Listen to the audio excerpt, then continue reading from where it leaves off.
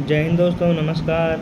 काफ़ी दिनों बाद आज एक वीडियो बना रहा हूँ जो कि क्रिकेट के ऊपर होगा। तो क्रिकेट के ऊपर बात करते हुए कई महीनों बाद शुरू कर रहा हूँ। तो अगर वीडियो अच्छा लगे, कुछ सही रहे इसमें, तो चैनल को सब्सक्राइब करिएगा और शेयर भी करिएगा। हमें जान रहे हैं कि भारत जो है टेस्ट सीरीज में अगली सीरीज बॉर्डर गावस्कर ट्रॉफी खेलेगी, जो कि ऑस्ट्रेलिया के खिलाफ शायद 26 तारीख से शुरू हो रही 5 टेस्ट मैच है।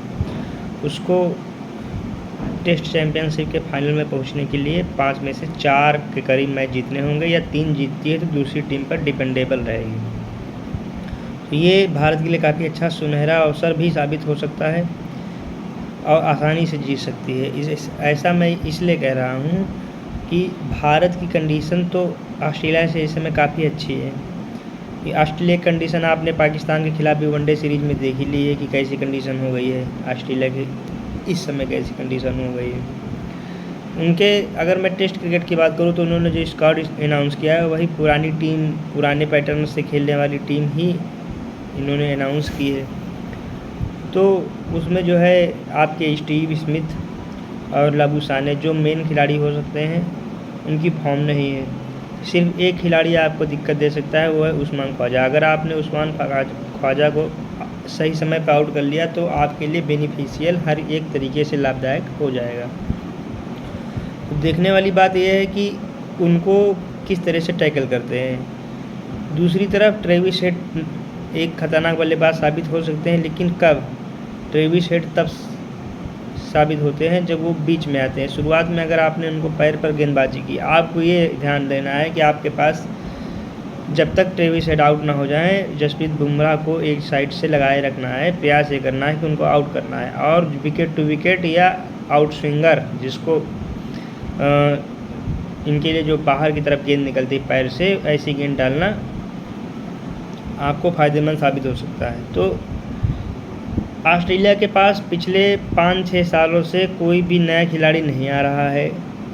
इस चीज़ का भी आपको ध्यान रखना। वही गेंदबाजी क्रम जो पिछले 2 बार 3 बार हार चुकी है, वही गेंदबाजी क्रम आज भी बॉलिंग कराएगा। इसका मतलब है ऑस्ट्रेलिया की क्रिकेट धीरे धीरे ख़त्म होती चली जा रही। आपके पास पैट कमिंस रहेंगे, मिचेल स्टार्क रहेंगे, जोश हेजलवुड रहेंगे, नाथन लायन रहेंगे, जो प्राइम बॉलर इनके हैं पिछले लगभग 10 साल से 5 साल से रेगुलर। और उनको मैंने पहले ही बताया कि पैट कमिंस अगर उछाल भरी पिचेस नहीं पाते हैं, सही से पिचेस नहीं पाते हैं, तो उनका प्रोफार्मा क्राइटेरिया कम हो जाता है। जोश हेजलवुड, आप अगर पैनिक नहीं होंगे उनके खिलाफ तो आप उनको बहुत ही अच्छे से मैनेज कर सकते हैं। तो 2 बातें हो गई। स्टार्क को आपको ये देखना है। अब स्टार की फॉर्म आपने देखी है, T20 वर्ल्ड कप से उनकी फॉर्म में कैसी गिरावट आई है, या IPL में उनकी फॉर्म कैसी थी। आपको ये समझना होगा कि स्टार्क वो प्राइम फॉर्म नहीं है, क्योंकि 2019 के वर्ल्ड कप के बाद उनके इंजरी हुई थी और उनकी जो गेंद सिर्फ इन स्विंग हो रही है, जो आउट स्विंग एकदम से ख़त्म हो गई, यार्कर परफेक्टली गिर नहीं रही है।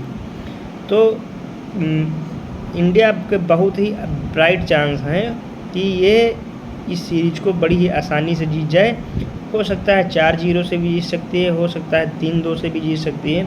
मुझे ऐसा लगता है जीत सकती है अगर अपने ऊपर काम अच्छे से करे। तो नंबर 1 चीज़। दूसरी चीज़ ये है कि आप जो टीम ले गए हैं, ठीक है, आप अपने अनुसार अच्छी टीम ले गए हैं। आपने जो कमियां की हैं उसमें ये देखना है। मैं जैसे अपना पर्सनल बताऊं तो मैंने गेंदबाजी देखी है, क्योंकि मैं मैच देखता भी हूँ, जाके ड्यूटी भी करता हूँ। तो मुझे ये मैंने फील किया है कि इस समय भारत में जो डोमेस्टिक सर्किट में परफॉर्म कर रहे हैं उनमें सबसे अच्छा गेंदबाज जो है मुकेश कुमार इसलिए है, आपने 10 मैचेस खेल के हर्षित राणा को आप ले गए। 10 मैचों में 42-43 विकेट उनके हैं, आप उनको लेके गए हैं। और आपके दूसरी तरफ लगभग 50 मैचों में 200 विकेट लेके और सिर्फ 21 के औसत से बॉलिंग कराने वाला गेंदबाज आप इंडिया एक खिला रहे हैं, उसमें भी वो बेस्ट बॉलर निकल कर सामने आया है। तो आप ये समझना होगा कि आप किसको चुन रहे हैं। नंबर 1 चीज़, एक बात तो ये हो गई। दूसरी बात आपको क्या करनी है, आपको ये देखना है कि किस पोजीशन का खिलाड़ी किस पोजीशन पर रणजी में परफॉर्म किया है, किस पोजीशन पर इंटरनेशनल में आप उसको खिला रहे हैं। उदाहरण के लिए आपको अगर नंबर 4 का बल्लेबाज चाहिए तो आप नंबर 4 के रणजी के खिलाड़ियों को उठाइए। आप उनके साथ क्यों नाइंसाफ़ी कर रहे हैं जो नंबर 4 के हैं और आप ओपनर ले जा रहे हैं उनकी जगह पर, या नंबर 6 के बल्लेबाज ले जा रहे हैं। नंबर 4 और 5 पर सरफराज खान खेलते हैं तो आप उनको नंबर 4 और 5 पर खिलाइए, तब वो परफॉर्म करेंगे। आप उनको 6 नंबर 7 नंबर पर खिलाएंगे तो वो नहीं परफॉर्म कर पाएंगे। नंबर 4 5 पर रणजी में खेलते हैं वो, या उससे ऊपर परफॉर्म कराइए आप। दूसरी चीज़, अगर आप देखें तो रणजी हो या किसी भी तरीके का गेम हो, उसमें जो टॉप के परफॉर्मर होते हैं ज़्यादातर नंबर 4 के ऊपर वाले निकल कर आते। क्यों? क्योंकि उन्हीं को ज़्यादा मौका मिलता है। कभी नंबर 5-6 का बल्लेबाज अगर रन बनाता भी है तो या तो फिर टीम डिक्लेयर हो जाती है या तो फिर इनिंग ख़त्म हो जाती है, लोग जल्दी आउट हो जाएंगे। आपको प्रेशर झेलने वाला खिलाड़ी जो है नंबर 5-6 पर 7 पर जो खेलता है, जो बॉलर्स के साथ खेलता है, तो उसको आइडिया रहता है कि कभी जल्दी विकेट गिर गए तब कैसे खेलना है या नीचे कैसे खेलना है। तो आपको उस हिसाब के खिलाड़ी ले जाने चाहिए मेरे हिसाब से। यानी कि आप रन देख करना ही, आपको ये देखना होगा कि आप जो खिलाड़ी ले जा रहे हैं वो किस पोजीशन के हैं। नहीं तो फिर वो तो खिलाड़ी तो बेकार हो गए ना, जो अलग अलग पोजीशन पे बैटिंग करते हैं। तो फिर क्या मतलब है जब आपको ओपनर या फर्स्ट डाउन ही इंटरनेशनल क्रिकेट में खेलना है तो चूज़ करना है। उदाहरण के लिए एक और उदाहरण देता हूँ, रिंकू सिंह को यूपी अच्छे से नहीं यूज करती, उनको 5 या 6 नंबर पर, कभी कभी 4 नंबर पर बहुत कम खिलाती है। 56 की औसत बंदे की है, 55-56 की औसत है, 50 के करीब खेल चुका है फर्स्ट क्लास। तो 55-56 की औसत आप उसको टेस्ट में किसी तरह कंसीडर ही नहीं करते हैं, तो ये मायने रखता है। आपको 5-6 नंबर के खिलाड़ी रिंकू सिंह मिल रहा है, आप उसको ले जाइए। आप ऐसे खिलाड़ी से क्यों 5-6 नंबर पर खिलवा रहे हैं जो नंबर फर्स्ट और सेकंड पर खेलने वाला, थर्ड पर खेलने वाला, ये भी तो एक फैक्ट है। आप उसको टेस्ट का खिलाड़ी नहीं मानते, जबकि वो यूपी की तरफ से हर मैच में 50 रन। अब शतक आपको उतने नहीं दिखेंगे ना, शतक इसलिए नहीं दिखेंगे आपको क्योंकि 6 नंबर 5 नंबर के खिलाड़ी ज़्यादातर नीचे के साथ खेलना होता है। कभी कभी टीम डिक्लेयर करनी पड़ जाती है या कभी कभी ऑल आउट हो जाती है, तो इसलिए शतक उतने देखने को नहीं मिलते हैं। लेकिन आपको देखना चाहिए कौन सा खिलाड़ी, अगर कोई खिलाड़ी 56 रन की औसत रखा है, 50 रन की औसत रखा है, तो इसका मतलब है कि वो 50 रन बनाकर आउट हो रहा है। आप उसको ओपनिंग खिलाएंगे तब भी 50 रन बनाएगा, आप नीचे खिलाएंगे तब भी, क्योंकि नीचे रन बनाना मेरे हिसाब से ज़्यादा कठिन होता है। क्यों होता है? क्योंकि टॉप स्कोरर जितने निकलते हैं वो ऊपर से निकलते हैं। अभी ऊपर वाले आर्डर को अगर नीचे बैटिंग कराओगे तो वो नहीं चल पाएंगे, लेकिन नीचे वाले को ऊपर करा दो वो चल जाएंगे। उदाहरण के लिए आप देख लीजिए, किसी भी खिलाड़ी को, आप सना जयसूर्या को ले लीजिए, शुरू के 100 मैच वो 7 नंबर 8 नंबर 6 नंबर पर खेले, ऐसे खेले। 21 की औसत थी, उस 100 मैचों को 400 मैचों 450 मैचों में उन्होंने बढ़ा के 20 की औसत को 32-33 की औसत के 12 रन वो भी बढ़ाए, यानी 12 रन से ज़्यादा बना रहे थे, लगभग 33 का मतलब 40 के करीब। सहवाग शुरुआत में नीचे आ रहे थे, कुछ मैचेस बीच में आपने 2007 के वर्ल्ड कप में उनको नीचे ट्राई करने का प्रयास किया, तो कई बार 4 नंबर पर सहवाग खेले, नहीं चल पाए, नहीं खेल पाते, उनको ऊपर ट्राई किया वो चलने लगे। तो हमारा कहने का ये मतलब है कि खिलाड़ी, रोहित शर्मा को आपने काफ़ी समय तक नीचे खिलाया, जब वो ओपनिंग आया तब उनका टैलेंट निकल कर आया। तो जो नीचे खेलने वाला है वो हर जगह खेल सकता है, लेकिन जो ऊपर खेलने वाला खिलाड़ी है फर्स्ट सेकंड थर्ड नंबर पर, वो खिलाड़ी यानी ओपनिंग और फर्स्ट डाउन खेलने वाला, वो नीचे नहीं खेल सकता। उदाहरण के लिए आप विराट कोहली को ले लीजिए, वनडे में वो कई बार 2011 से पहले तक कई बार 6 नंबर पर भी खेले, मतलब 2-4 मैच खेले, किसी में परफॉर्म नहीं किए, तो नहीं खेल सकता। हर खिलाड़ी उस पोजीशन पर नहीं खेल सकता। तो आपको स्पेसिफिक खिलाड़ी हर एक टीम में कम से कम 35-40 टीमें 30 टीमें हैं रणजी में, आपको उस नंबर के पोजीशन वाले खिलाड़ी को चुनना चाहिए जिस पोजीशन की आपको ज़रूरत है। ये चीज़ तो ये तो ही बात ऐसी कि कैसे आपको मेंटेन करना चाहिए और किसको ले जाना चाहिए। अब जैसे खिलाने की बात करते हैं, तो आपके यहाँ खिलाड़ी में कोई कमी नहीं, लेकिन आप ये देखिए कि रोहित शर्मा और विराट कोहली लगभग पिछले 25 मैचों से रन नहीं बनाए। रोहित ने खैर टेस्ट में रन बनाए हैं, लेकिन ओवरऑल वो किसी फॉर्मेट में रन नहीं बनाए हैं। T20 वर्ल्ड कप में छोड़ दें, उसमें स्लॉग मार रहे थे तो रन बन गए। छोटी पिचेस होती हैं, बल्ले अच्छे होते हैं, कोई बात नहीं। शायद इस बॉर्डर गावस्कर ट्रॉफी में वो 2-3 शतक भी मारते, कोई दिक्कत नहीं, हो सकता है। लेकिन एक्चुअल में आपके 38 साल उम्र हो गई है, आपको अब नए बच्चों को मौका देना चाहिए। प्रॉपर सिरे से आपको रिटायरी की तरफ अग्रसर होना चाहिए, जो मेरी ये सोच है। नंबर 1 चीज़। दूसरा चीज़ क्या है कि अगर आप देखते रहें पूरी बैटिंग लाइनअप में, तो आपको कोई नंबर 4 तक मान लो कोहली खेल ले, 5-6 पर कोई ऐसा खिलाड़ी नहीं है, तो आपको 5 पर जैसे आप ऋषभ पंत को खिलाते हो तो 6 पर सरफराज को खिलाना है। अगर आप कोहली को नंबर 4 पर खिलाते हो तो 6 पे सरफराज को खिलाना होगा।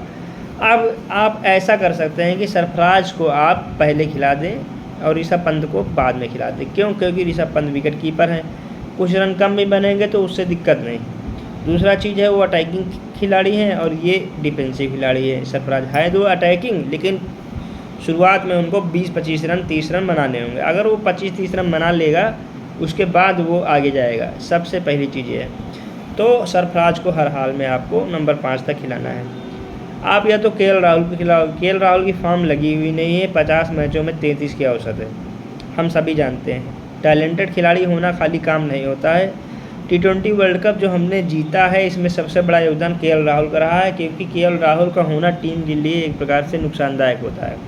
जैसे टीम के लिए कोई पनौती होता है तो उस हिसाब का पनौती, किसी भी टीम में गया बंदा तो वो टीम जीती नहीं।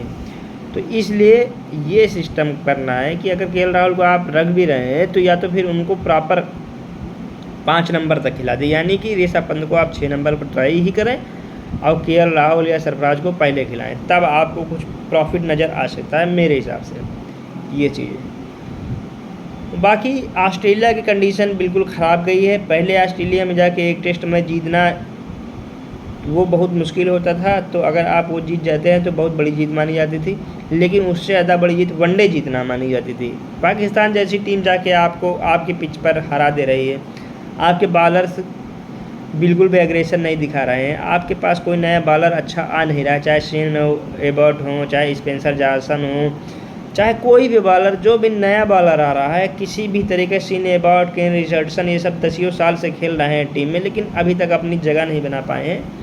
तो इसका मतलब है कि आपके पास कोई अच्छा टैलेंट अब नहीं आ रहा है, तो आपको अपने ऊपर भी काम करने की ज़रूरत है। इंडिया के लिए अच्छा ये रहेगा कि ऑस्ट्रेलिया में सीरीज हो रही है तो डेविड वार्नर इस बार खेलेंगे नहीं, ये और अच्छी बात हो गई आपके पास। यानी कि अगर आप क्वालिटी बॉलिंग कराएंगे तो आप ऑस्ट्रेलिया में शायद वाइट वॉश भी कर दें, नहीं तो फिर 3 या 4 मैचेस आसानी से जीते जा सकते हैं। इसमें कोई बड़ी बड़ाई नहीं होगी। अगर आप हार जाते हैं ऑस्ट्रेलिया में तो ये आपकी बुराई होगी, क्योंकि इतनी कमज़ोर टीम ऑस्ट्रेलिया की आज से पहले, जैसे 2021 में जो टीम थी, शायद 21 में गई थी, तो उस समय ही कहा जा रहा था ऑस्ट्रेलिया की सबसे कमज़ोर टीम, और उससे भी कमज़ोर टीम इस समय है। आप ये इसका अंदाज़ा लगा लीजिए। तो अगर आप जीतते हैं तो अच्छा है, बहुत अच्छा है। आप खेलेंगे, फाइनल खेलेंगे और फाइनल खेलेंगे आप, अगर आप जीतते हैं तो ऑस्ट्रेलिया का बाहर होना लगभग तय हो जाएगा। क्यों? क्योंकि आप जीतेंगे तो ऑस्ट्रेलिया के पॉइंट कम होंगे, तो लगभग तय माना जाएगा अगर आपने 3 से 4 मैच जीत लिए, 4 मैच जीत लिए तो ये मैं कहूँगा कि हर्षित राणा का सिलेक्शन मैं बेस्ट मानता हूँ। नंबर दूसरी चीज़, रोहित शर्मा और विराट कोहली को युवाओं को मौका देना चाहिए, जो ज़रूरी है। दूसरी चीज़, आप रिटायर होइए, दूसरों को मौका दीजिए। आपका समय ख़त्म हो गया, भले ही आपका पीक शायद 1 साल और रहे, लेकिन आप रिटायरी की कगार पर आ गए हैं, आपको रिटायर हो जाना चाहिए उस हिसाब की परफॉर्मेंस है मेरे अनुसार।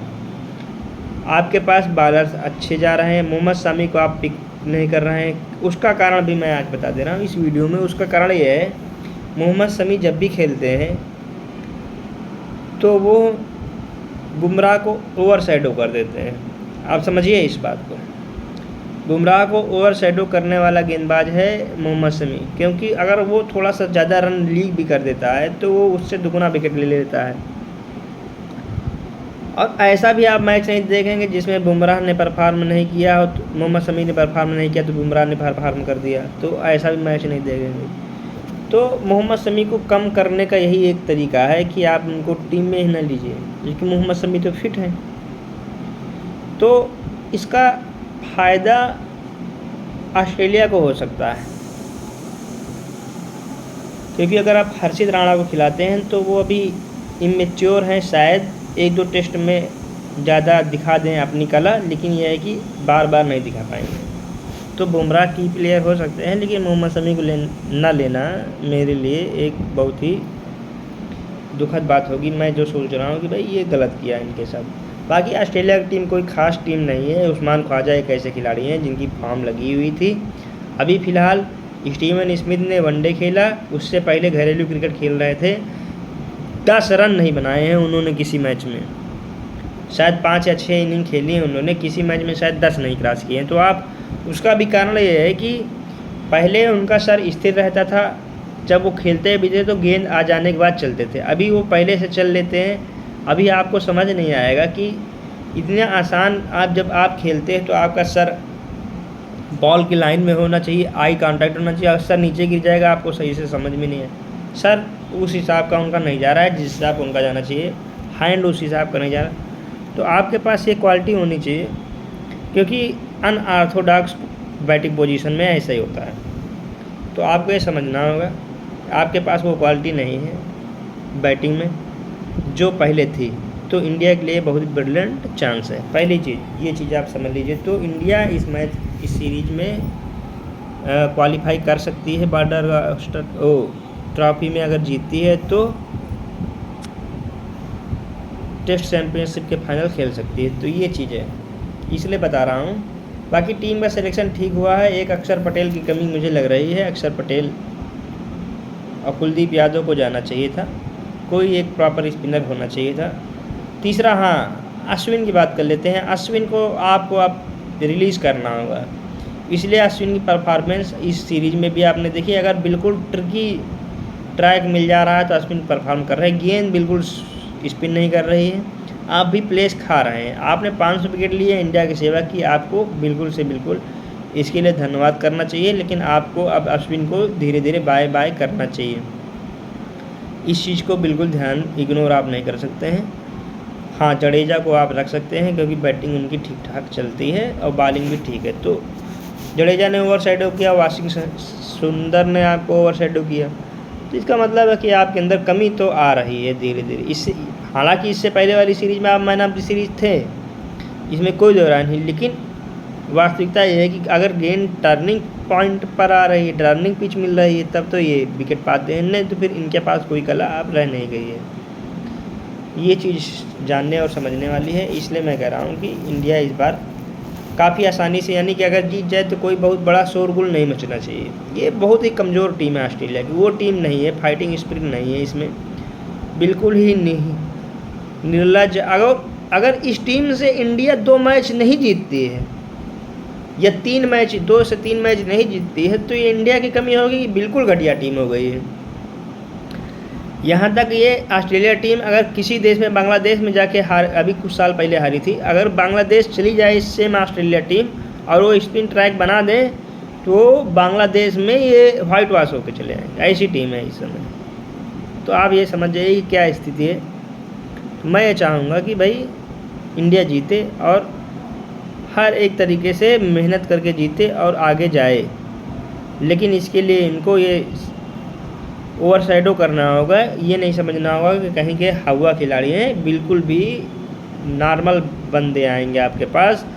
और ये पिचेस भी बहुत ज़्यादा हरी नहीं बनाएंगे कि भारत के पास उनसे तेज़ गेंदबाज आ गए हैं। जैसे लोग कहते हैं कि कोहली महान है, सचिन क्यों उनसे महान है, या कोई क्यों। जब सचिन का एरिया था, सचिन का ईरा था, तो सचिन के ईरा में कोई भी डोमेस्टिक में 135-40 से ज़्यादा गेंदबाजी नहीं करता था। अगर कोई करता भी था तो स्विंग नहीं थी, पिचेस ऐसी नहीं थी भारत में। तो सचिन, सहवाग जैसे खिलाड़ियों ने 150 नहीं 135-40 के गेंदबाज को प्रैक्टिस किया और 150 की गेंदबाजी को खेला, इसलिए वो महान है। आपके पास तो इस समय 150 फेंकने वाले, 145 फेंकने वाले डोमेस्टिक में सब भरे पड़े हैं, तो आप उनसे प्रैक्टिस करते हैं। आपके पास तो पूरी सुविधाएं हैं, हर एक तरह की लग्जरी है, गेंद है, कोकाबुर्रा गेंद है, एक अच्छी गेंद है, उसमें पैसे नहीं होते थे, कई चीज़ें हैं ऐसे।